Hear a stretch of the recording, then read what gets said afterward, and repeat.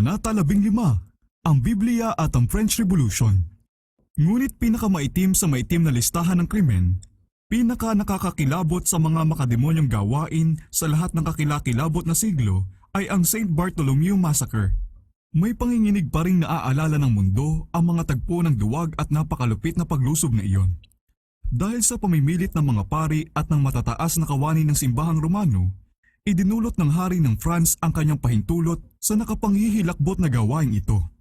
Ang madalang na pagtunog ng kampana sa katahimikan ng gabi ay siyang magiging hudyat para sa malupit na patayang iyon.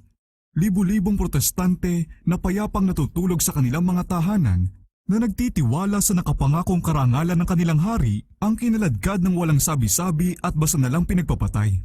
Kung paanong si Kristo ang siyang di nakikitang leader ng kanyang bayan palabas sa pagkaalipin sa Ehipto, sa ganong ding paraan ay si Satanas ang di nakikitang leader ng kanyang mga tauhan sa kakilakilabot na gawain ito ng pagpaparami ng mga martir.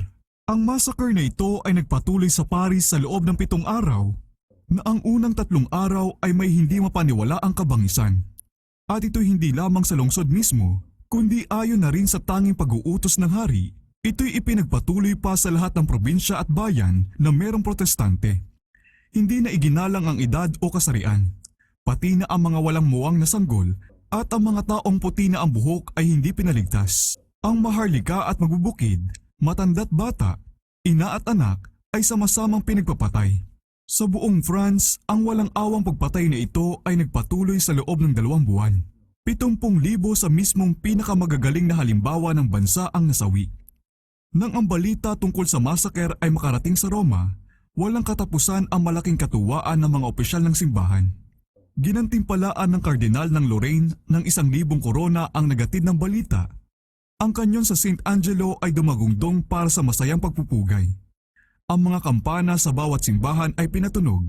Ang gabi ay ginawang parang araw ng malalaking siga. Si Gregory XIII, na sinamahan ng mga kardinal at ng mga may mataas na katungkulan sa simbahan, ay nagdaos na mahabang prosesyon papunta sa simbahan ng St. Louis, kung saan paawit na binigkas ng kardinal ng Lorraine ang Te Deum. Isang medalya ang ginawa upang parangalan ang massacre, at sa Vatican ay makikita pa rin ang 3 larawang iginuhit ni Vasari, yung naglalarawan sa pagpatay sa admiral, yung sa hari na nakaupo sa konsilyo at pinaplano ang massacre, at yung massacre mismo. Ang Golden Rose ay pinadala ni Gregory kay Charles, at 4 na buwan pagkatapos ng massacre, siya'y malugod na nakinig sa sermon ng isang paring French na nagsalita tungkol sa araw na iyon na punong-puno ng kasiyahan at kagalakan nang matanggap ng Papa ang balita at humayo na may taimtim na kalagayan upang magpasalamat sa Diyos at kay St. Louis. Henry White, The Massacre of St. Bartholomew, Chapter 14, Paragraph 34. Ang pangunahing espiritong iyon na nagsulsol sa St. Bartholomew Massacre ay siya ring nanguna sa eksena ng revolusyon.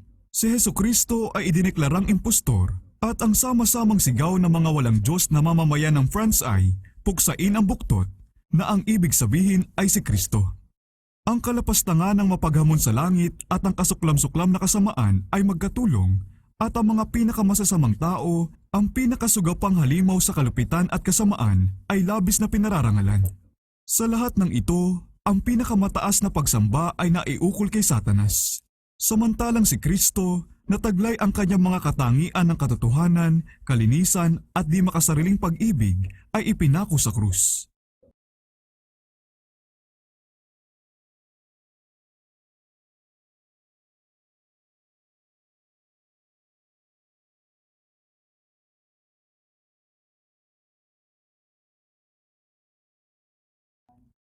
Kabanata 15, ang Biblia at ang French Revolution. Noong ika-16 na siglo, habang inihaharap ang bukas na Biblia sa mga tao, ang reformasyon ay nagsikap na makapasok sa lahat ng bansa sa Europa. May kagalakan itong tinanggap ng ibang mga bansa bilang sugo ng langit. Sa ibang mga lupain, ang kapapahan ay malawakang nagtagumpay na hadlangan ang pagpasok nito at ang liwanag ng kaalaman sa Biblia, pati na ang mga nakakapagpabuting impluwensya nito ay halos lubusang hindi nakapasok. Sa isang bansa, bagaman ang liwanag ay nakapasok, ito'y hindi naunawaan dahil sa kadiliman. Sa loob ng daang-daang taon, ang katotohanan at kamalian ay nagpunyagi para sa pamumuno. At sa wakas ang kasamaan ay nagtagumpay at ang katotohanan ng langit ay naitaboy. Ito ang kahatulan na naparito ang ilaw sa sanglibutan at inibig pa ng mga tao ang kadiliman kaysa ilaw sapagkat ang kanilang mga gawa ay masasama. Juan 3:19. Ang bansa ay binayaang anihin ang mga resulta ng hakbanging pinili nito. Ang pagpigil ng Espiritu ng Diyos ay inalis sa mga taong humamak sa kaloob ng kanyang biyaya. Ang kasamaan ay hinayaang mahinog at nakita ng buong sanglibutan ang bunga ng matigas na pagtanggi sa liwanag. Ang pakikipagdigma laban sa Biblia na maraming daang taong isinulong sa France ay humantong sa mga tagpo ng revolusyon. Ang kakilakilabot na pag-aalsa ay matuwid na bunga lamang ng panunupil ng Roma sa banal na kasulatan. Inihaharap nito ang pinakakapansin-pansing paglalarawan na kailanmay nasaksihan ng sanglibutan tungkol sa ibinunga ng mga patakaran ng kapapahan. Isang larawan ng mga naging resulta na sa loob ng mahigit 1,000 taon ay siya ng tinutungo ng aral ng simbahang Romano. Ang pagsupil sa kasulatan noong panahon ng paghahari ng kapapahan ay inihula na ng mga propeta at itinuturo ni Juan Revelador ang matitinding resulta na kasasapitan lalo na ng France dahil sa pangingibabaw ng taong makasalanan. Ang sabi ng anghel ng Panginoon, kanilang yuyurakan ang banal na lungsod sa loob ng 42 buwan. Papahintulutan ko ang aking 2 saksi na magpahayag ng propesiya sa loob ng 1,260 araw na nakasuot ng damit sako. At kapag natapos na nila ang kanilang patutuo, ang hayop na umahon mula sa di matarok na kalaliman ay makikidigma sa kanila, lulupigin sila at papatayin. At ang kanilang mga bangkay ay hahandusay sa lansangan ng malaking lungsod na sa espiritual na pananalita ay tinatawag na Sodoma at Ehipto, na kung saan ipinako sa krus ang kanilang Panginoon. At ang mga naninirahan sa ibabaw ng lupa ay magagalak tungkol sa kanila at magkakatuwa at sila'y magpapalitan ng mga handog sapagkat ang 2 propetang ito ay nagpahirap sa mga naninirahan sa ibabaw ng lupa.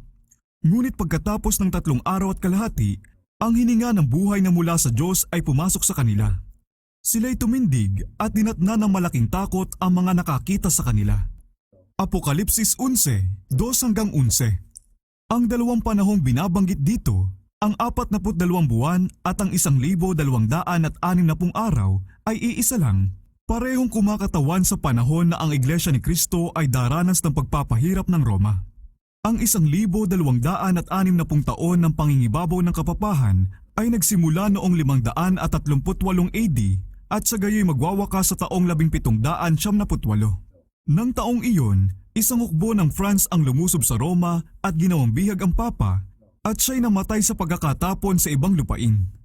Bagaman di nagtagal pagkatapos nito ay isang bagong Papa ang hinirang, hindi na nahawakan pa ng pamunuan ng kapapahan ang kapangyarihang taglay nito dati. Ang pag-usig sa iglesia ay hindi nagpatuloy sa buong panahon ng 1,260 taon. Ang Diyos sa habag niya sa kanyang bayan ay pinaiksi ang panahon ng matindi nilang pagsubok. Nang hatulan ang matinding paghihirap na sasapitin ng iglesia, ay sinabi ng tagapagligtas, kung hindi paikliin ang mga araw na iyon, ay walang makakaligtas na laman. Subalit alang-alang sa mga hinirang ay papaikliin ang mga araw na iyon. Mateo 24:22. Sa pamamagitan ng impluwensya ng reformasyon, ang pag-uusig ay natapos na bago dumating ang taong 1798. Tungkol sa 2 saksi ay sinabi ng propeta, ang mga ito'y ang 2 punong olibo at ang 2 ilawan na nakatayo sa harapan ng Panginoon ng lupa. Apokalipsis 11:4.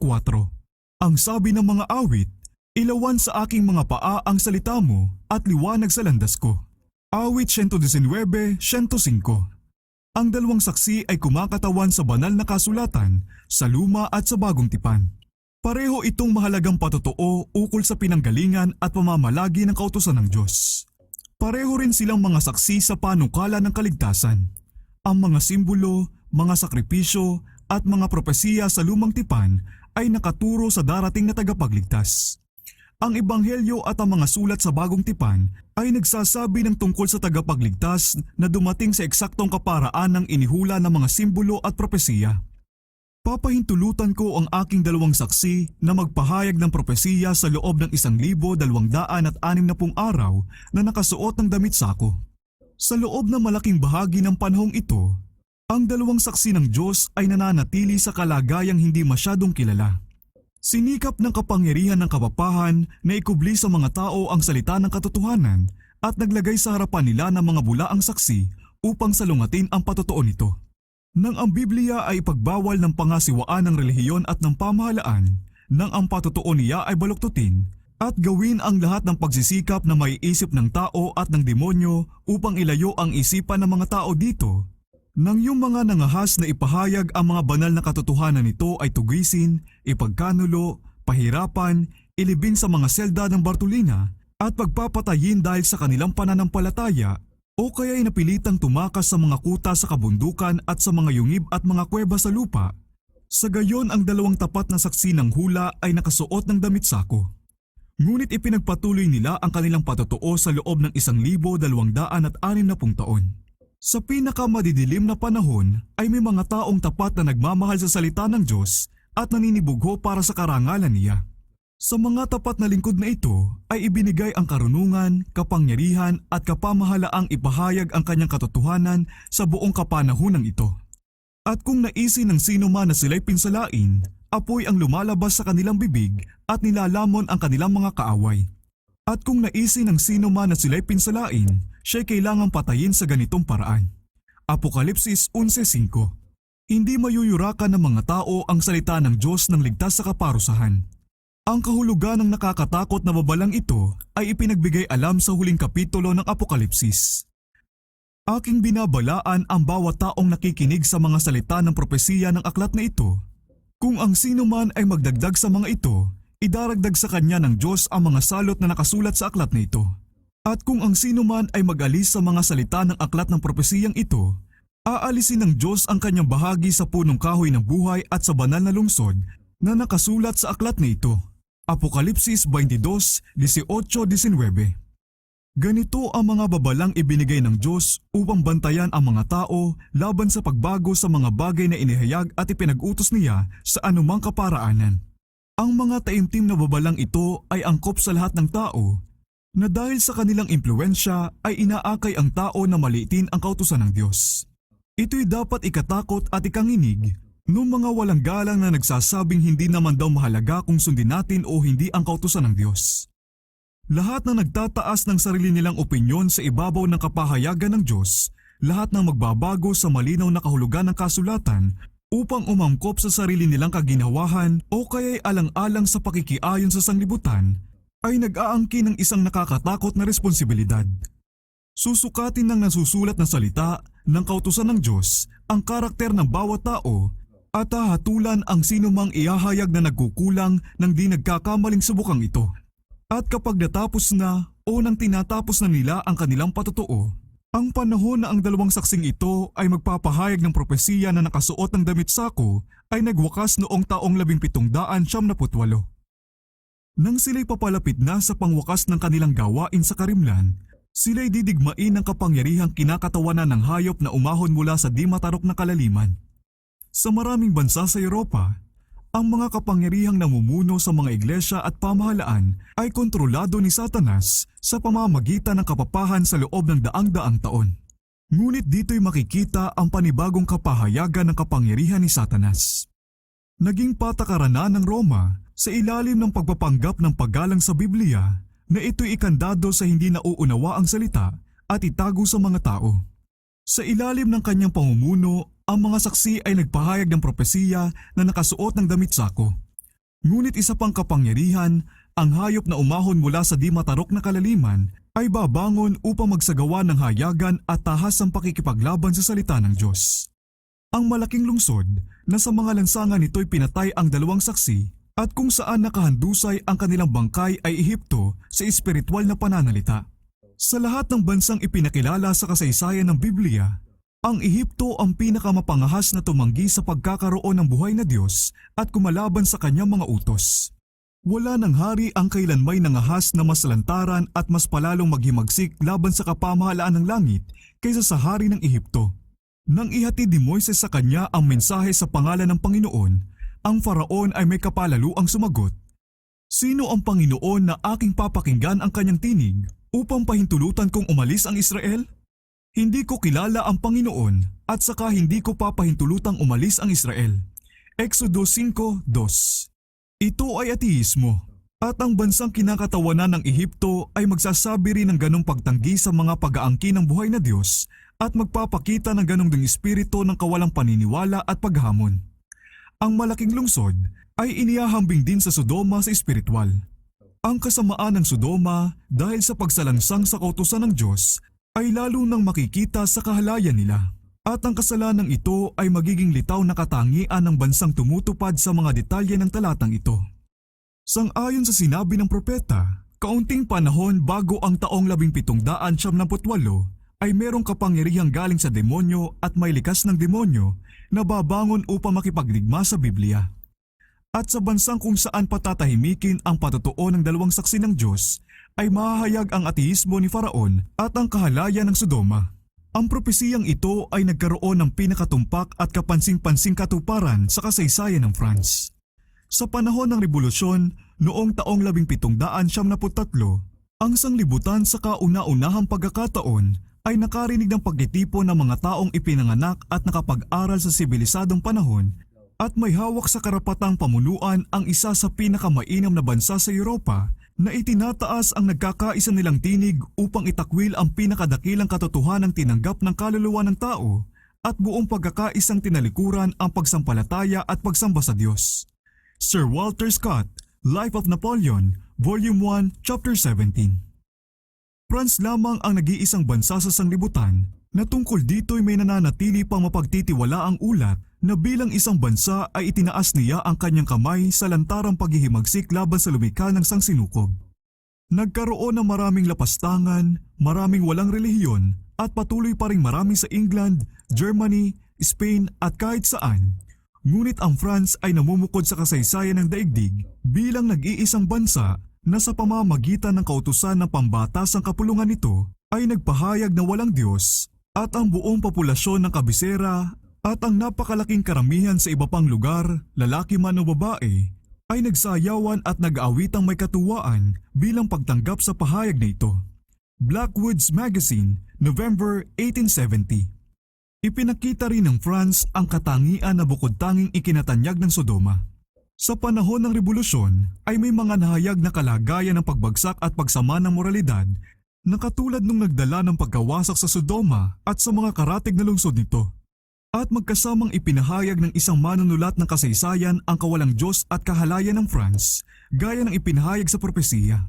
Malapit na kaugnay ng mga batas na ito na nakasasama sa relihiyon ay ang pagpapababa sa pagbubuklod ng kasal, ang pinakabanal na tipanan na maaaring buuin ng mga tao, na ang pagiging permanente ay pinakamatibay na naghahatid sa pagiging matatag ng lipunan na ibinaba sa kalagayan ng isang kasunduang sibil na panandalian lamang na maaaring pasukin ng dalawang tao at makipagkalas kung ikaliligaya nila.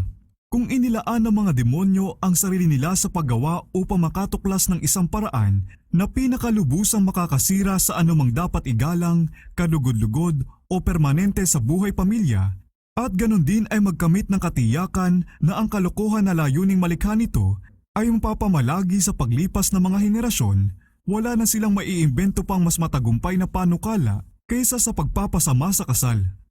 Si Sophie Arnold, isang aktres na kilala dahil sa mga nakakatawan niyang sinasabi, ay inilarawan ng kasal ng Republika bilang sakramento ng pangangalunya. Scott, Volume 1, Chapter 17. Kung saan ipinako sa krus ang ating Panginoon. Ang detalyeng ito ng propesiya ay natupad din sa France. Wala nang iba pang lupain na mas kapansing-pansing nakita ang pagkapuot kay Kristo. Wala nang iba pang bansa na ang katotohanan ay nakasagupa na mas matindi at mas malupit na pagsalungat.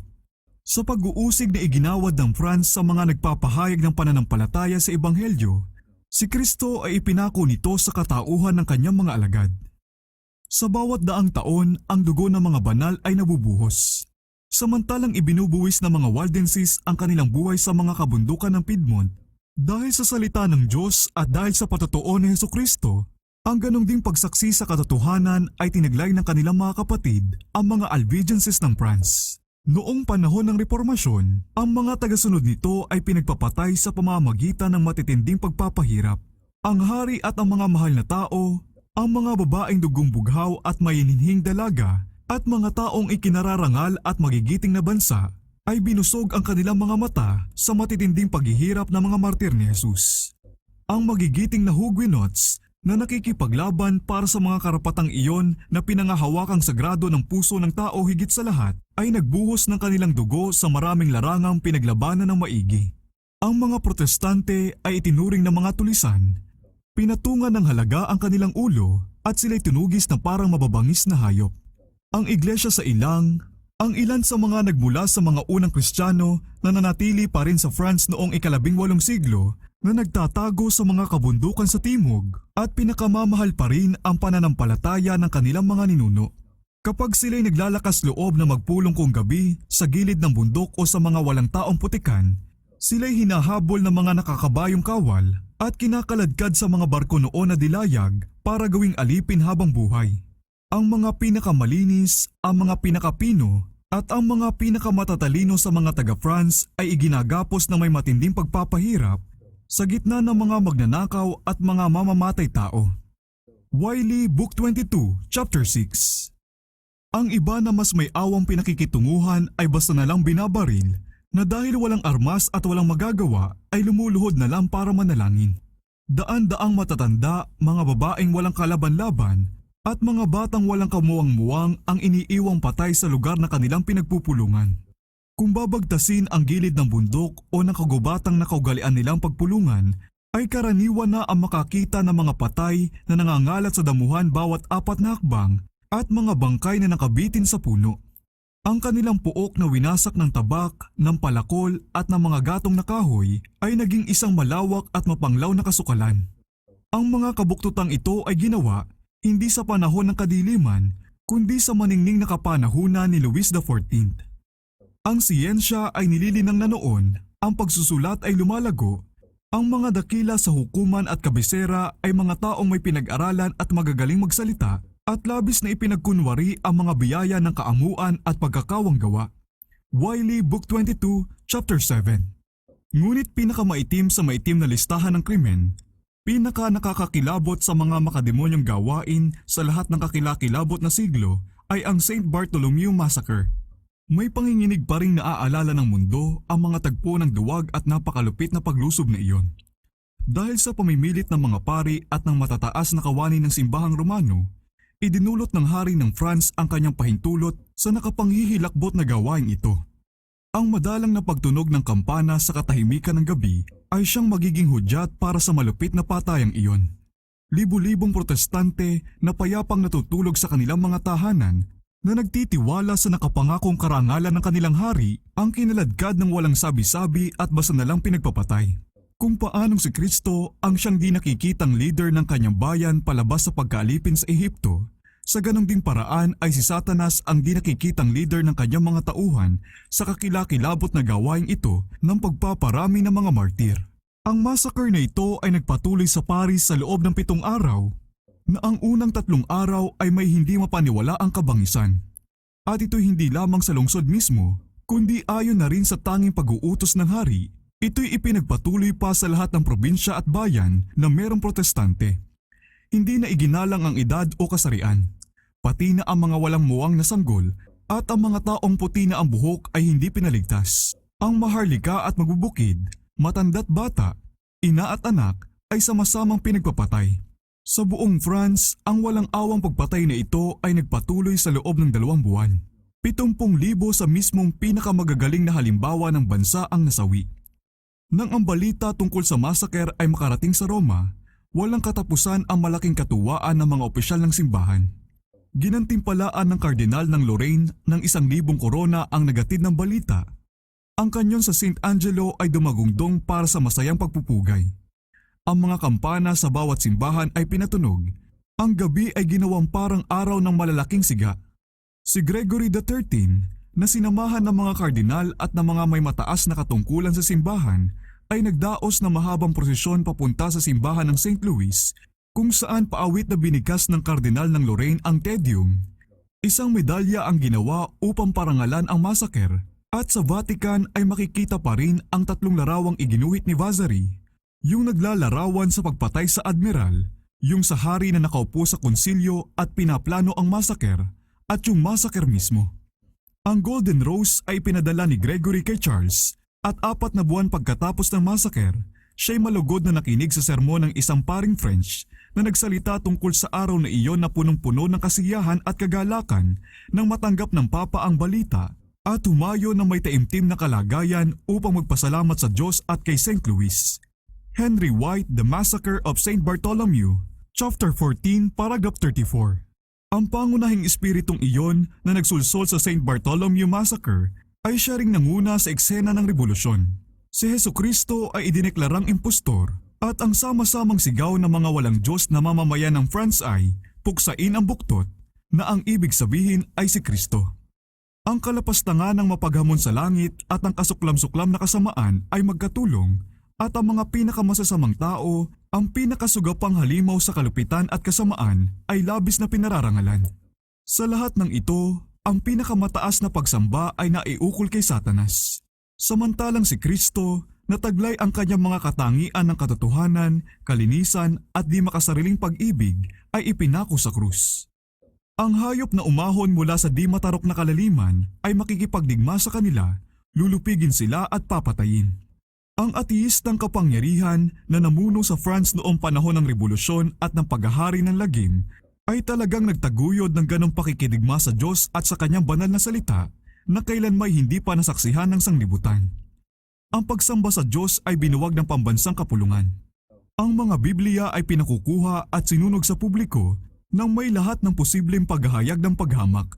Ang kautusan ng Diyos ay niyurakan. Ang mga institusyon ng Biblia ay binuwag. Ang lingguhang araw ng pamamahinga ay inalis at kapalit nito'y itinakda ang bawat ika-10 araw para sa pagsasaya at kalapastanganan. Ang bautismo at komunyon ay ipinagbawal at lantarang ipinaskil ang mga patalastas sa mga libingan na nagsasabing walang hanggang pagtulog daw ang kamatayan. Ang pagkatakot daw sa Diyos ay malayong malayo na maging pasimula ng karunungan, ano pat ito raw ay pasimula ng kalokohan. Lahat ng pagsambang pangrelihiyon ay pinagbawal, maliban sa pagsamba sa kalayaan at sa bansa. Ang obispo ng Paris ayon sa batas ay iniharap upang gumanap ng pangunahing bahagi sa pinakawalang pakundangan at kahiyahiyang palabas na naitanghal sa harapan ng buong kinatawan ng bansa. Siya'y iniharap na may buong prosesyon upang ideklara sa kapulungan na ang relihiyong itinuro niya sa loob ng maraming taon ay isang kapiraso lamang ng pakana ng mga pari sa lahat ng bahagi nito na walang batayan maging sa kasaysayan man o sa banal na katotohanan. Sa taimtim at malinaw na pananalita ay itinanggi niya ang pagkakaroon ng Diyos na kaya nga siya inordenahan ay dahil sa pagsamba sa Kanya at sa itinalaga ang sarili niya sa pagsamba sa kalayaan, pagkakapantay-pantay, kahusayan at sa moralidad sa darating na panahon. Pagkatapos ay inilapag niya sa mesa ang mga gayak niyang pang-obispo at tinanggap ang yakap pang kapatid ng presidente ng kapulungan. May ilan pa ring tumalikod na gumaya sa halimbawa ng obispong ito. Scott, Volume 1, Chapter 17. At ang mga naninirahan sa ibabaw ng lupa ay magagalak tungkol sa kanila at magkakatuwa at sila'y magpapalitan ng mga handog sapagkat ang 2 propetang ito ay nagpahirap sa mga naninirahan sa ibabaw ng lupa. Pinatahimik ng walang Diyos na France ang sumusumbat na tinig ng 2 saksi ng Diyos. Ang salita ng katotohanan ay nahandusay sa mga lansangan nito at yung mga nagagalit sa mga pagbabawal at ipinagagawa ng kautusan ng Diyos ay tuwang-tuwa. Lantarang sinuway ng mga tao ang hari ng kalangitan. Gaya ng mga makasalanan noong unang kapanahunan ay isinigaw nila, paanong nalalaman ng Diyos? May kaalaman ba sa kataas-taasan? Awit 63:11. Sa lapastangang kapahangasan na halos hindi mapaniwalaan, isa sa mga pari ng bagong kaayusang ito ang nagsabi, Diyos, kung talagang nariyan ka, ipagiganti mo ang nasira mong pangalan. Hinahamon kita, nananahimik ka lang, hindi ka nagpapakulog. Pagkatapos nito'y sino maniniwala na may Diyos nga? Lacretelle, History, Volume 11, page 309. Sa aklat ni Sir Archibald Allison, History of Europe, Volume 1, Chapter 10. Talagang pag-uulit ito ng pagtatanong ni Faraon, sino si Jehovah na aking papakinggan ang kanyang tinig? Hindi ko kilala si Jehovah. Sinasabi ng hangal sa kanyang puso, walang Diyos. Awit 14:1. At sinasabi ng Diyos tungkol sa mga bumabaluktot sa katotohanan, mahahayag sa lahat ng mga tao ang kanilang kahangalan. 2 Timoteo 3:9. Matapos na itakwil ng France ang pagsamba sa buhay na Diyos sa mataas at matayog na tumatahan sa walang hanggan, hindi natagalan at siya'y nalugmok sa nagpapasamang pagsamba sa Diyos-Diyosan sa pamamagitan ng pagsamba sa Diyosa ng katwiran sa katauhan ng isang napakahalay na babae. At ito'y sa kapulungan ng mga kinatawan ng bansa at ginawa ng pinakamatataas na pangasiwaang sibil at pambatasan. Ang sabi ng isang manunulat ng kasaysayan, ang isa sa mga seremonya ng baliw na kapanahunang ito ay hindi pa rin napapantayan dahil sa kahangalan na sinamahan pa ng kawalang-galang sa Diyos. Ang pintuan ng kapulungan ay binuksan para sa banda ng musika na nakasunod sa isang tao na dahil sa kanya'y taimtim na nagprosesyon ang mga kaanib ng pambansang sanggunian na umaawit ng papuri sa kalayaan at inaabayan bilang pag-uukulan ng kanilang pagsamba sa hinaharap. Siya ay isang babaeng nakatalukbong na tinatawag nilang Diyosa ng katwiran. Pagkadala sa kanya sa loob ng hukuman, siya ay inalisa ng talukbong sa kahangahangang anyo at pinaupo sa kanan ng presidente at siya'y nakilala ng lahat bilang yung babaeng sumasayaw sa teatro. Bilang pinakaangkop na kinatawanan ng pangangatwirang sinasamba nila, sa taong ito nag-ukol ng pagsamba ang pambansang kapulungan ng France. Ang lapastangan at nakakatawang palabas na ito ay merong estilo. At ang paglalagay ng Diyosa ng katwiran ay inulit at ginaya ng buong bansa sa mga lugar na ang mga nakatira ay gustong mapantayan ang buong sukdulan ng revolusyon. Scott, Volume 1, Chapter 17. Ang sabi ng mananalumpating nagpakilala sa pagsamba sa katwiran, mga mambabatas, ang panatismo ay nagbigay daan sa pangangatwiran. Hindi matagalan ng mga nanglalabong mata nito ang kaniningan ng liwanag. Sa araw na ito, ang malaking karamihan ay nagkatipon sa ilalim na nakaarkong bungangang iyon na yaring Gothic, na sa unang pagkakataon ay muling pinaalingaw ang katotohanan. Doon ipinagdiwang ng mga taga-France ang tunay na pagsamba, ang pagsamba sa kalayaan, pagsamba sa katwiran. Doon natin binuo ang mga pangarap para sa pagtatagumpay ng mga sangay ng Republika. Doon natin iniwan ang walang buhay na imahen para sa katwiran at ipalit ang buhay na simbolo, ang obra maestra ng kalikasan. M.A. Thiers, History of the French Revolution, Volume 2, pages 370-371. Nang ang Diyosa ay dalhin sa kapulungan, hinawakan siya ng mananalumpati sa kamay at pagharap sa karamihan ay sinabi, mga tao, huwag na kayong manginig sa mga walang kapangyarihang kulog ng Diyos na likha ng inyong mga takot. Mula ngayon wala na kayong kikilala ng Diyos kundi ang katwiran. Inihahandog ko sa inyo ang pinakamarangal at pinakadalisay na larawan nito. Kung magkakaroon lang din kayo ng mga imahen, maghandog lang kayo sa mga katulad nito. Magpatira pa kayo sa harapan ng kagalang-galang na Senado ng Kalayaan o lambong ng katwiran. Pagkatapos na yakapin ng presidente, ang Diyosa ay isinakay sa isang magarang karwahe at sa gitna ng napakaraming tao ay inihatid sa katedral ng Notre Dame upang pumalit sa Diyos. At doon ay iniakyat siya sa isang mataas na altar upang tanggapin ang pagsamba ng lahat ng naroon. Allison, Volume 1, Chapter 10. Hindi nagtagal ay sinundan ito ng pagsunog ng Biblia sa publiko. Sa isang pagkakataon, ang Popular Society of the Museum ay pumasok sa bulwagan ng munisipyo na sumisigaw ng Vive la Raison at daladala sa dulo ng isang patpat ang mga tira ng sinunog na ilang aklat. Nakasama dito'y mga aklat ng mga dasal ng mga pari sa buong araw, mga aklat na naglalaman ng lahat ng sinasabi at inaawit sa misa sa buong taon, at ang luma at bagong tipan na ayon sa presidente ay pinagbayaran sa matinding apoy ang lahat ng kalokohan na iniudyok nilang gawin ng sangkatauhan. Journal of Paris 1793, number 318. Coated and Butches Rocks, Collection of Parliamentary History, Volume 30, pages 200-201. Kapapahan ang nagsimula sa gawaing tinatapos ng ateismo. Ang patakaran ng Roma ang gumawa sa mga sosyal, politikal at pangrelihiyong kalagayang iyon na nagpapamadali sa France sa pagkawasak nito. Tungkol sa mga lagim ng revolusyon, ang mga manunulat ay nagsasabi na ang mga kalabisang ito ay dapat iparatang sa trono at sa simbahan. Sa pinakatamang katarungan, ang mga ito'y dapat iparatang sa simbahan. Nilaso ng kapapahan ang isipan ng mga hari laban sa reformasyon bilang kaaway daw ng kaharian, isang elemento ng alitan na makakapinsala sa kapayapaan at pagkakaisa ng bansa. Ang kadalubhasaan ng Roma ang siyang sa ganitong paraan ay nag-udyok sa lubhang kahilahilakbot na kalupitan at pinaka nakakayamot na pahirap na nagmula sa kaharian. Ang espiritu ng kalayaan ay kaayon ng Biblia. Saan man tanggapin ang ebanghelyo, ang isipan ng mga tao ay nagigising.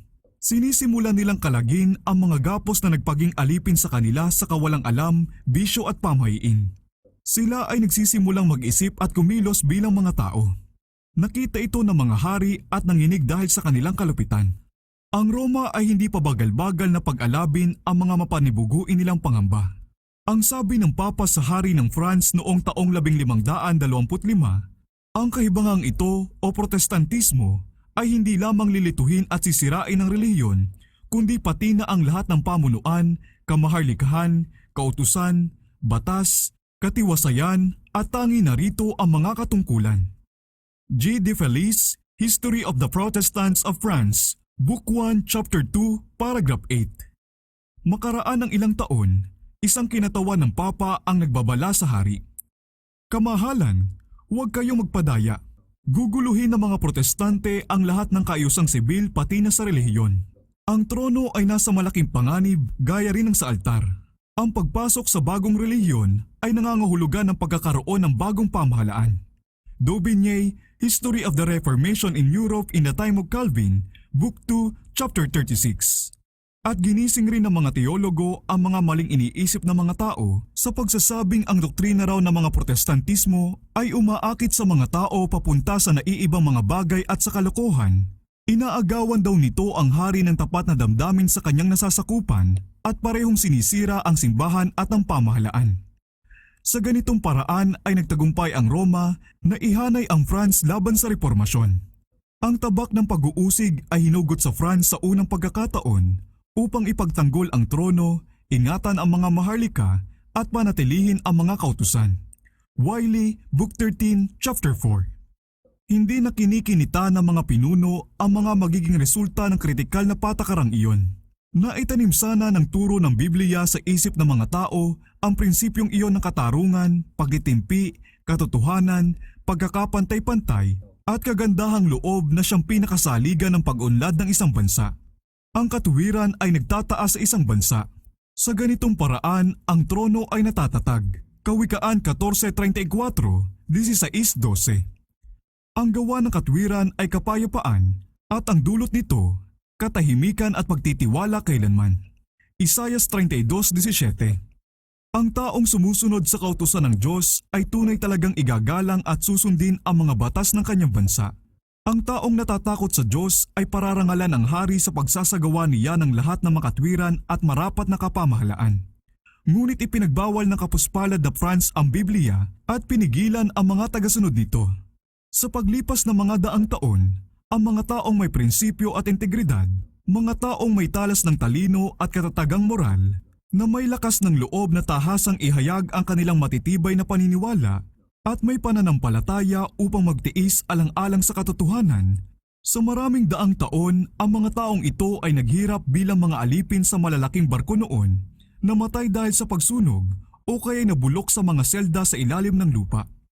Libo-libo ang nakasumpong ng kaligtasan sa pagtakas at ang kalagayang ito'y nagpatuloy sa loob ng 250 taon pagkasimula ng reformasyon. Halos walang henerasyon ng mga taga-France noong mahabang panahong iyon na hindi nakasaksi sa pagtakas ng mga alagad ng ebanghelyo sa nababaliw na matinding galit ng mga umuusig, dala ang katalinuhan, kahusayan, kasipagan at kaayusan, kung saan sila'y karaniwan ang nangunguna ng higit sa lahat upang pagyamanin ang mga lupaing kinasumpungan nila ng kanlungan. At habang pinagpapala nila ng magagandang kaloob na ito ang ibang mga bansa, ay katumbas namang nawawalan ng mga ito ang sarili nilang bansa. Kung ang lahat ng itinaboy na ito ay pinanatili sana sa France, kung sa loob ng 300 taong ito ay nalilinang sana ng kahusayang pangindustriya ng mga napatapong ito ang lupain ng bansang ito, kung sa panahon ng 300 taong ito ay napapabuti sana ng kanilang makasining na hilig ang mga produkto nito, kung sa loob ng 300 taong ito ay napapagyaman sana ng kanilang malikhaing talino at kakayahang mag-analisa ang literatura nito at napaunlad ang siyensya nito. Kung sana'y nagagabayan ng kanilang talino ang mga konsilyo nito, nakikilaban ang kanilang katapangan sa mga digmaan nito, Binubuo ng kanilang pagkamakatao ang mga batas nito at pinatitibay ng relihiyon ng Biblia ang isip at pinamamahalaan ang budhi ng mga mamamayan nito. Labis na kaluwalhatian sana ang ngayoy nakapalibot sa France. Napakadakila, napakasagana at napakasayang bansa sana nito, isang huwara ng mga bansa. Ngunit tinugis ng bulag at matigas na pagkapanatiko palayo sa lupain nito ang bawat tagapagturo ng kabutihan, bawat tagapagtaguyod ng katiwasayan, at bawat tapat na tagapagtanggol ng kaharian. Sinabi nito sa mga taong naging dahilan sana ng pagiging tanyag at maluwalhati ng kanilang bansa sa lupa, piliin ninyo kung anong tatamuhin ninyo, ang sunugin o mapatapon. Sa wakas ang pagkasira ng bansa ay nalubos. Wala nang natira pang budhi na pagbabawalan. Wala nang relihiyong kakaladkarin sa pagsusunugan. Wala nang pagkamakabayang tutugisin hanggang lumayas. Wiley Book 13, Chapter 20. Kaya't ang revolusyon, pati na ang lahat ng kilabot nito, ang naging kahilahilakbot na kinalabasan. Dahil sa pag-alis ng mga Huguenots, isang malawakang paglubha ang lumukob sa France. Ang mga umuunlad na lungsod na gumagawa ng mga produkto ay humina, ang mabubungang puok ay bumalik sa nakagisnang kasukalan, kapurulan ng isip at pagsama ng moralidad ang sumunod sa panahon ng pambihirang kaunlaran. Ang Paris ay naging isang malawak na tirahan ng mga pulubi at tinatayang sa pagsisimula ng revolusyon ay may 200,000 pulubi na humihingi ng tulong sa hari. Ang mga Jesuits lang ang umuunlad sa nangihinang bansang ito at sila'y namuno na may kakilakilabot na kalupitan sa mga simbahan at paaralan, sa mga bilangguan at sa mga barko. Inihatid sana ng Ebanghelyo sa France ang solusyon sa problemang iyon sa politika at sa lipunan na tumataranta sa kakayahan ng mga alagad ng simbahan nito, ng hari nito, at ng mga mababatas nito, at sa wakas ay nalubog ang bansa sa pambansang kaguluhan at pagkawasak. Ngunit sa ilalim ng paghahari ng Roma ay nawala sa mga tao ang pinagpalang aral ng tagapagligtas tungkol sa pagsasakripisyo sa sarili at di makasariling pagmamahal. Sila'y nailayo sa pagsasakabuhayan ng pagtanggi sa sarili para sa ikabubuti ng iba. Walang sumasaway sa mga mayayaman sa pang-aapi nila sa mahihirap. Walang tumutulong sa mga mahihirap sa kanilang mabigat na trabaho at hamak na kalagayan. Ang kasakiman ng mga mayayaman at maimpluwensyang tao ay lalong nagiging lantad at mas mapang-api. Sa loob ng maraming daang taon, ang pagkamakasarili at kabisyuhan ng mga maharlika ay nagresulta sa masaklap na pamimera sa mga magbubukid.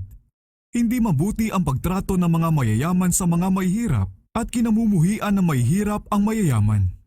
Sa maraming probinsya, ang mga lupain ay hawak ng mga maharlika at ang mga manggagawa ay nangungupahan lamang at sila'y nasa kapangyarihan ng mga may-ari ng lupa at napipilitang magbasailalim sa labis-labis ng mga hinihingi nila. Ang pasanin ng pagsustento kapwa sa simbahan at sa pamahalaan ay napaatang sa mga karaniwan at mahihirap na tao na labis-labis na binubuwisan ng pangasiwaang sibil at ng mga kawani ng simbahan. Ang kagustuhan ng mga maharlika ay itinuturing na pinakamataas na batas. Ang mga magbubukid at mahihirap ay maaaring magutom sapagkat walang anumang pakialam ang mga nagpapahirap sa kanila. Ang mga tao ay palaging pinipilit na sangguniin ang pangsariling kapakanan ng mga may-ari ng lupa. Ang buhay ng mga magsasaka ay buhay ng walang tigil na pagtatrabaho at walang pagbabagong kahirapan. Ang kanilang mga reklamo, kung maglakas loob man silang magreklamo, ay pinakikitunguhan ng may bastos na paghamak. Ang mga hukuman ng paglilitis ay laging makikinig sa mga maharlika kaysa sa isang mahirap.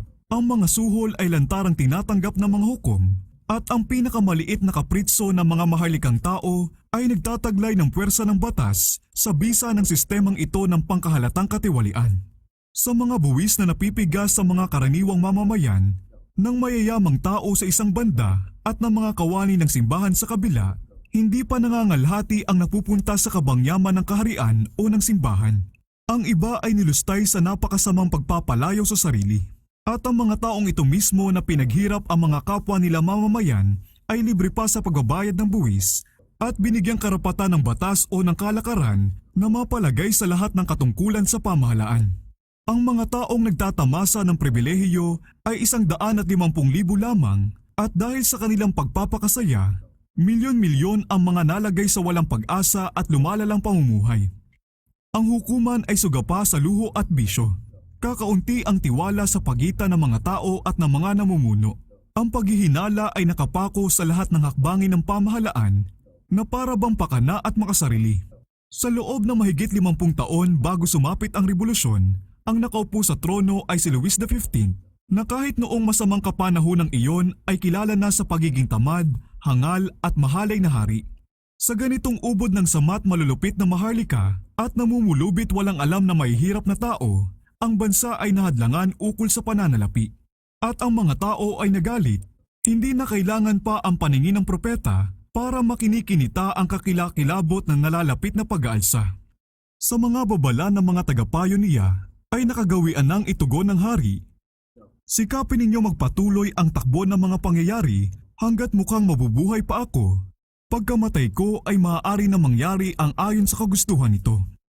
Walang kabuluhan ang pagigiit nila sa pangangailangan ng pagbabago.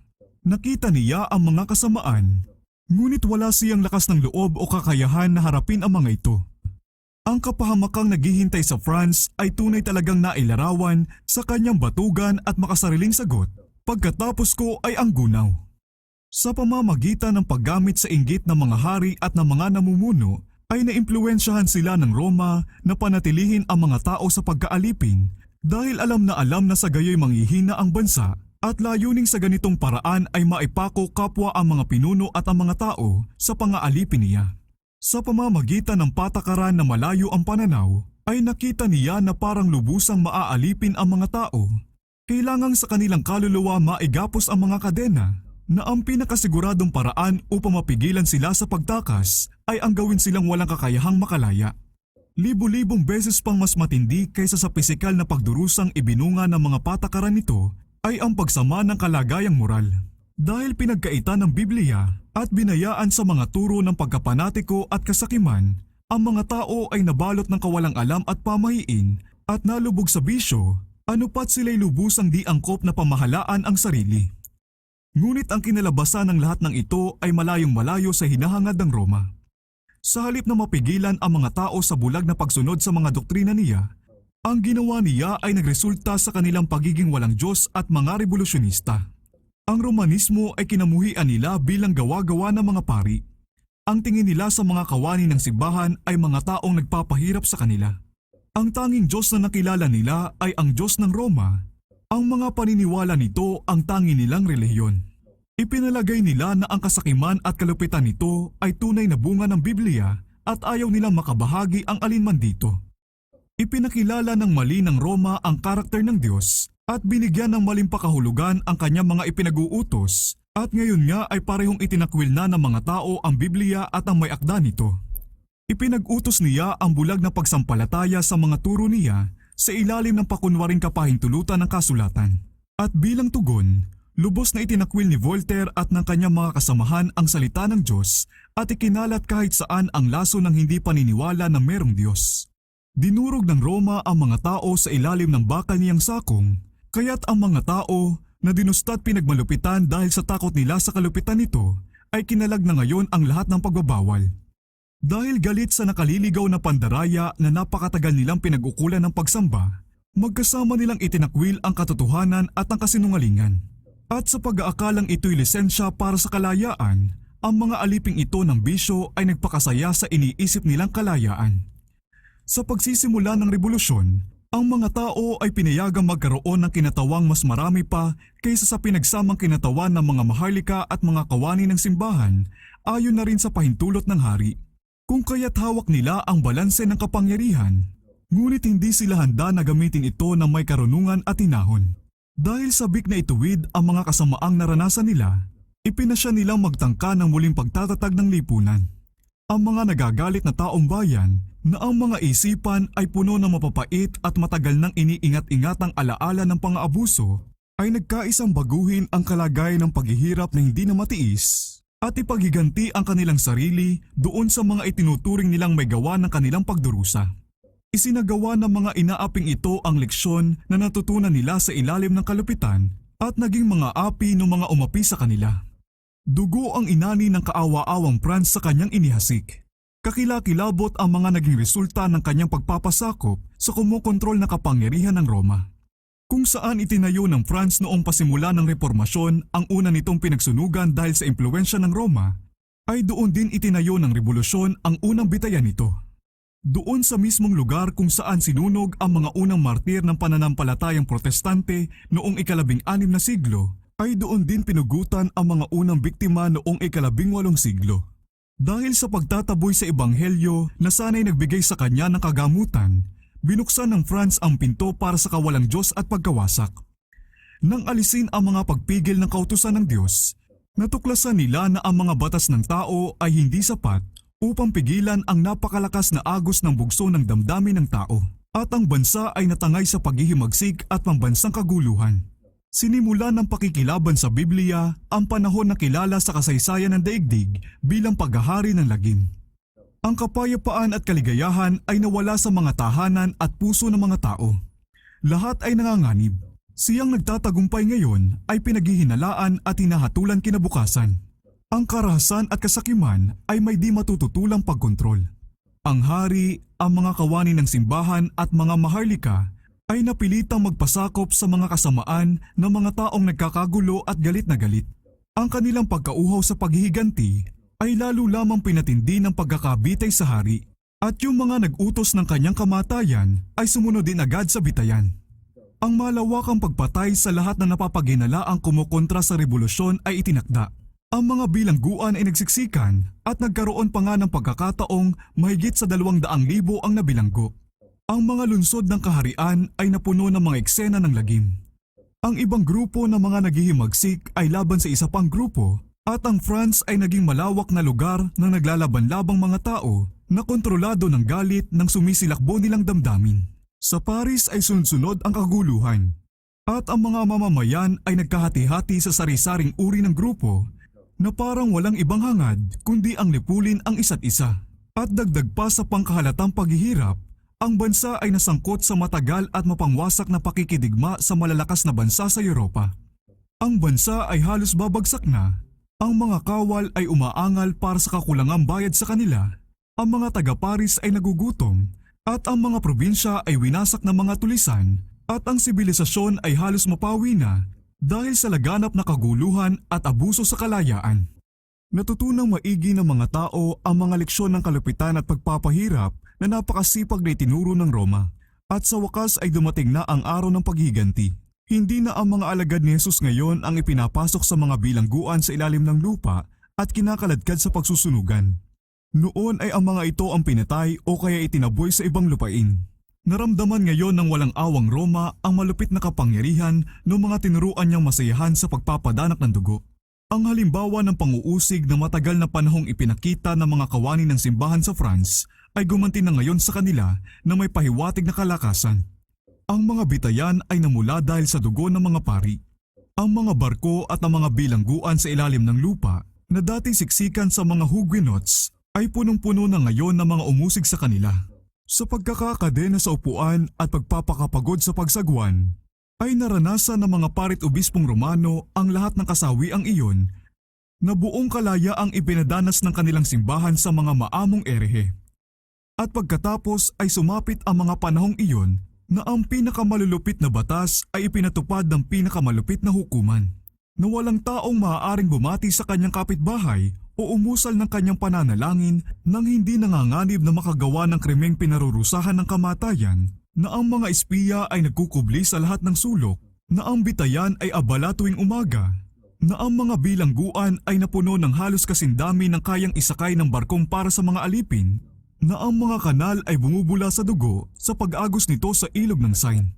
Samantalang isang karitong punong-puno ng mga biktima ang araw-araw na inihahatid sa lugar ng kanilang kamatayan, padaan sa mga lansangan ng Paris. Ang mga gobernador na isinugo ng pinakamataas na komite sa mga departamento ay nagdiwang dahil sa kalabisan ng kalupitang lingid maging sa kabisera. Ang talim ng pugutan ay napakabagal sa pagtaas at pagbaba nito kumpara sa dami ng papatayin. Napakahabang pila ng mga bilanggo ang pinaalis sa pamamagitan ng bala ng kanyon. Ang ilalim ng mga kargahang lansa na punong-puno ng tao ay binutas.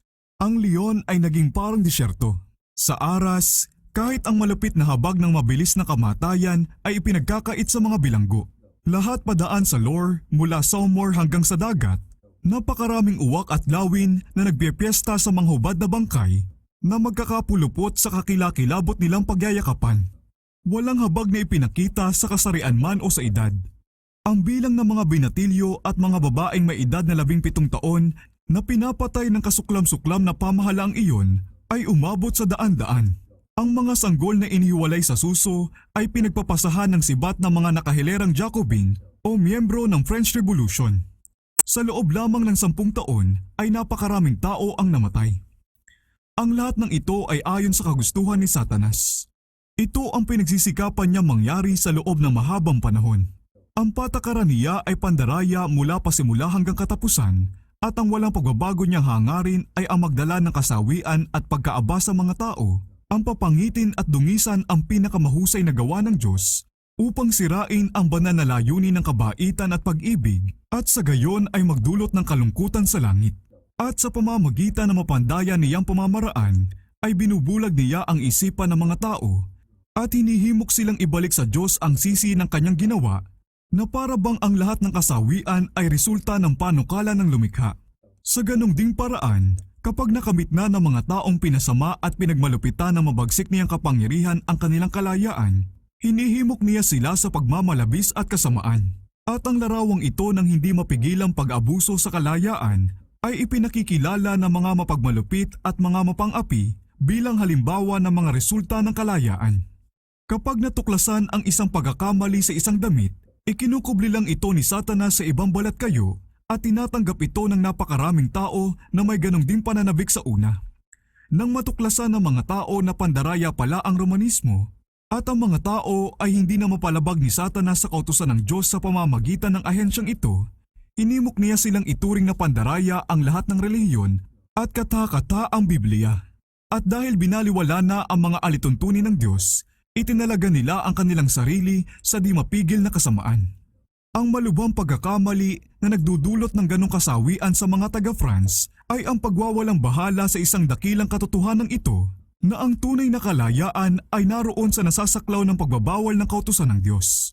O kung dininig mo sana ang aking mga utos, ang iyong kapayapaan sana ay naging parang ilog at ang iyong katwiran ay parang mga alon sa dagat. Walang kapayapaan para sa masama, sabi ng Panginoon. Isaias 48:18-22. Ngunit ang nakikinig sa akin ay tatahang tiwasay at papanatag na walang takot sa kasamaan. Kawikaan 1:33. Kinalaban at tinuligsa ng mga ateista, ng mga walang Diyos at ng mga tumalikod ang kautusan ng Diyos. Ngunit ang bunga ng kanilang impluensya ay nagpapatunay na ang kabutihan ng mga tao ay nakaugnay sa kanyang pagsunod sa mga banal na alituntunin. Yung mga ayaw basahin ang leksyon sa aklat ng Diyos ay pinapayuhang basahin ito sa kasaysayan ng mga bansa. Nang si Satanas ay gumawa sa pamamagitan ng simbahang Romano upang ilayo ang mga tao sa pagsunod, ang kanyang ahensya ay nakatago at ang kanyang gawain ay inilihim ng husto, anupat ang paglala at kasawian na naging resulta nito ay hindi nakikita bilang bunga ng paglabag. At ang kanyang kapangyarihan ay napakatagal na sinalungat ng paggawa ng Espiritu ng Diyos. Anupat ang kanyang mga panukala ay napigilang makaabot sa sukdulang katuparan nito. Hindi natunton ng mga tao ang resulta sa sanhi nito at hindi natuklasan ang pinagmulan ng mga kasawian nila. Ngunit sa revolusyon, ang kautusan ng Diyos ay hayagang binaliwala ng pambansang konsilyo. At sa paghahari ng lagim na sumunod, ang paggawa ng sanhi at resulta ay makikita ng lahat. Nang hayagang itakwil ng France ang Diyos at isa-isang tabi ang Biblia, ang masasamang tao at ang mga espiritu ng kadiliman ay nagdiwang sa pagkakatamo nila ng layuning matagal na nilang minimithi. Isang kahariang malaya sa pagbabawal ng kautusan ng Diyos. At dahil ang hatol laban sa isang masamang gawa ay hindi agad iginawad, ang puso ng mga tao sa gayon ay lubos na nakatuon sa paggawa ng kasamaan. Ecclesiastes 8:11. Ngunit ang paglabag sa isang mabuti at matuwid na kautusan ay di maiiwasang humantong sa kasawian at pagkawasak. Bagaman hindi agad hinahatulan, ang kasamaan ng tao ay tiyak namang gumagawa ng kanilang kapahamakan. Ang daan-daang taon ng pagtalikod at karahasan ay nag-iimpok ng galit laban sa araw ng paghihiganti at kapag ang kasamaan nila ay napuno, huli na bago malaman ng mga humahamak sa Diyos na isang kakilakilabot na bagay ang ubusin ang banal na pagpapahinuhod. Ang pumipigil na Espiritu ng Diyos na naglalagay ng pamigil sa malupit na kapangyarihan ni Satanas ay malawak ang inalis at siya na ang tanging kasiyahan ay nasa pagiging hamak ng mga tao ay pinahintulutang isagawa ang kanyang kagustuhan. Yung mga pumiling maglingkod sa paghihimagsik ay hinayaang anihin ang bunga nito hanggang sa ang lupain ay mapuno ng kaharasang lubhang kakilakilabot para mabakas ng panulat. Mula sa mga wasak na probinsya at guhong mga lungsod, isang matinding pagtangis ang naririnig, pagtangis ng pinakamatinding pagdadalamhati. Ang France ay nayanig na para bang niyanig ng lindol. Ang relihiyon, batas, katiwasayan, ang pamilya, ang pamahalaan at ang iglesia, lahat ay tinamaan ng lapastangang kamay na iniangat laban sa kautusan ng Diyos. Totoo ang sinabi ng matalinong tao. Nabubuwal ang masama dahil sa sarili niyang kasamaan. Kawikaan 11:5. Bagaman ang makasalanan ay gumawa ng kasamaan na makaisang daang ulit at humahaba ang kanyang buhay, gayon may tunay na nalalaman ko na magiging tiwasay para sa mga natatakot sa Diyos na natatakot sila sa harapan niya, ngunit hindi ikabubuti na masama. Ecclesiastes 8:12-13. Kinamuhian nila ang kaalaman at hindi pinili ang takot sa Panginoon. Kaya't kakainin nila ang bunga ng kanilang sariling lakad at mabubusog sa kanilang sariling mga pakana. Kawikaan 1:29-31. Ang dalawang tapat na saksi ng Diyos na pinatay ng lapastangang kapangyarihan na umahon mula sa di matarok na kalaliman ay hindi matagal na mananahimik. Pagkatapos ng 3 araw at kalahati, ang hininga ng buhay na mula sa Diyos ay pumasok sa kanila. Sila'y tumindig at dinatna ng malaking takot ang mga nakakita sa kanila. Apokalipsis 11:11. Iyon ay noong taong 1773 na ang mga kautusang bumubuwag sa reliyong Kristiyano at pagtatakwil sa Biblia ay ipinasa ng kapulungan ng France. Pagkaraan ng 3.5 taon, isang resolusyon na nagpapawalang bisa sa mga kautusang ito ang pinagtibay ng kapulungang ding iyon, sa gayoy nagbibigay ng kalayaan sa banal na kasulatan. Ang sanglibutan ay nanghilakbot sa napakalaking kasalanan na ibinunga ng pagtatakwil sa banal na kapahayagan at kinilala ng mga tao na kailangan ang pananampalataya sa Diyos at sa kanyang salita bilang saligan ng kabutihan at moralidad. Ang sabi ng Panginoon, "Sino ang iyong inalipusta at hinamak? Laban kanino mo itinaas ang iyong tinig at may pagmamalaking itinaas mo ang iyong mga mata? Laban nga sa banal ng Israel." Isaias 37:23. Kaya't ipapaalam ko sa kanila, minsan pa ay ipapaalam ko sa kanila ang aking lakas at ang aking kapangyarihan at malalaman nila na ang aking pangalan ay Panginoon. Jeremias 16:21. Patungkol sa dalawang saksi ay sinabi pa ng propeta, at narinig nila ang isang malakas na tinig na mula sa langit na nagsasabi sa kanila, "Umakyat kayo rito." At sila'y umakyat sa langit sa isang ulap at nakita sila ng kanilang mga kaaway. Apokalipsis 11:12. Mula na makipaglaban ang France sa dalawang saksi ng Diyos, ang mga ito'y pinarangalan ng higit kaysa dati. Noong taong 1804, ang British and Foreign Bible Society ay itinatag. Ito'y sinundan ng ganong ding mga organisasyon na may napakaraming sangay sa kontinente ng Europa. Noong taong 1816, ang American Bible Society ay itinatag. Noong ang British Society ay maitatag, ang Biblia ay inilimbag at ipinalaganap sa 50 wika. At mula noon ito'y isinalin sa higit na 400 wika at salita. Sa loob ng 50 taon bago ang taong 1772, walang gaanong pansin na ibinibigay sa gawain ng pagmimisyon sa ibang mga lupain. Walang mga bagong samahang itinatatag at meron lamang iilang iglesia na gumagawa ng pagsisikap upang mapalaganap ang Kristyanismo sa lupain ng mga pagano. Ngunit sa pagtatapos ng ika-18 siglo, ay isang malaking pagbabago ang nangyari. Nagsawa na ang mga tao sa mga kinahinatnan ng rasyonalismo at nakita ang pangangailangan sa kapahayagan ng Diyos at relihiyong batay sa karanasan. Mula sa panahong ito, ang gawain ng pagmimisyon sa ibang mga lupain ay nagtamo ng walang kapantay na paglago. Ang pagpapaunlad sa paglilimbag ay nagbigay ng lakas sa gawain ng pagpapakalat sa Biblia. Ang pagdami ng mga kagamitan para sa komunikasyon sa pagitan ng iba't ibang bansa, ang pagkatibag ng matagal na mga hadlang na masasamang iniisip sa kapwa at pagsasarili ng mga bansa, at ang pagkawala ng kapangyarihang sibil ng Papa sa Roma ay nagbukas ng daan para sa pagpasok ng salita ng Diyos. Sa loob ng ilang taon, ang Biblia ay ibinebenta ng walang pumipigil sa mga lansangan ng Roma at ito ngayon ay nakarating sa lahat ng bahagi ng mundo na may naninirahang tao. Minsan ay buong pagmamalaking sinabi ng walang Diyos na si Voltaire, ako'y sawa ng marinig ang paulit-ulit na sinasabi ng mga tao na 12 tao lang daw ang nagtatag ng relihiyong Kristiyano. Patutunayan ko na sapat na ang isang tao upang ito'y pabagsakin. Maraming taon na ang lumipas mula nang siya'y mamatay. Milyon-milyon ang nakisama sa pakikipaglaban sa Biblia. Ngunit napakalayong ito'y malipol, ano pat kung merong 100 noong panahon ni Voltaire, ay meron na ngayong 10,000, opo, 100,000 pa nga ang kopya ng Aklat ng Diyos. Ayon sa pananalita ng isang unang reformador tungkol sa Iglesyang Kristiyano, ang Biblia ay isang pukpukang bakal na sumisira ng maraming maso. Walang sandata ang ginawa laban sa iyo ang magtatagumpay at bawat dila na babangon laban sa iyo sa kahatulan ay iyong hahatulan. Isaiah 54:17. Ang salita ng ating Diyos ay mamamalagi magpakailanman. Isaiah 48. Ang lahat niyang tuntunin ay mapagkakatiwalaan. Ang mga iyon ay tinatag magpakailanman. Ang mga iyon ay ginagawa sa katapatan at katwiran. Awit 111:7-8. Anumang itinayo sa kapamahalaan ng tao ay babagsak, ngunit yung itinatag sa ibabaw ng bato ng di nababagong salita ng Diyos ay mananatili magpakailanman.